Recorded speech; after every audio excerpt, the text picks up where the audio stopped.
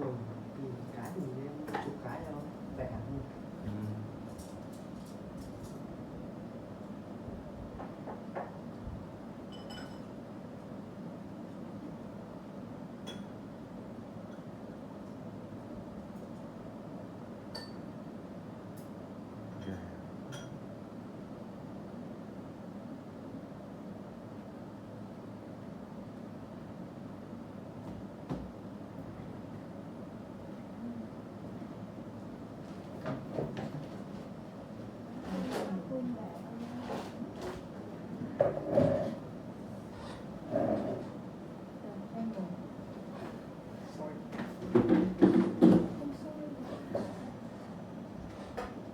Ui,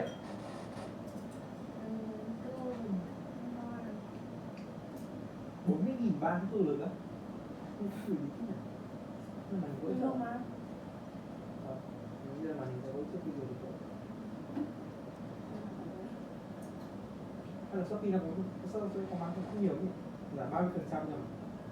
Đây là tài khoản sau, trả sau, đọc kỹ vào. Sau thì tao đang đặt đây thằng này. Đấy là tài khoản trả sau đây. Là sao? Anh dùng trả sau, dùng cái ví của nó ấy. Ví Shopee Pay chứ hả? Không phải, cái ví S-Pay cái gì Ai bảo cơ. mày? Tao thanh toán Em bảo. thằng thẻ luôn thằng ngáo á. Trả sau. Bắt. Trả sau. Tao dùng cái thẻ đây. Cái gì đây? Thằng kia quay lại ăn cái thằng kia. Quá đỉnh. Cái. Giời. Cái chưa. Xong chết được. Đậu luôn.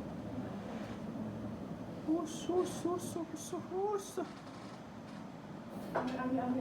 Tầm thế giới ấy. Đánh kinh thật.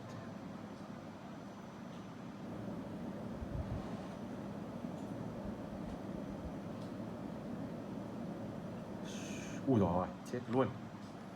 Các anh làm thứ hai lại.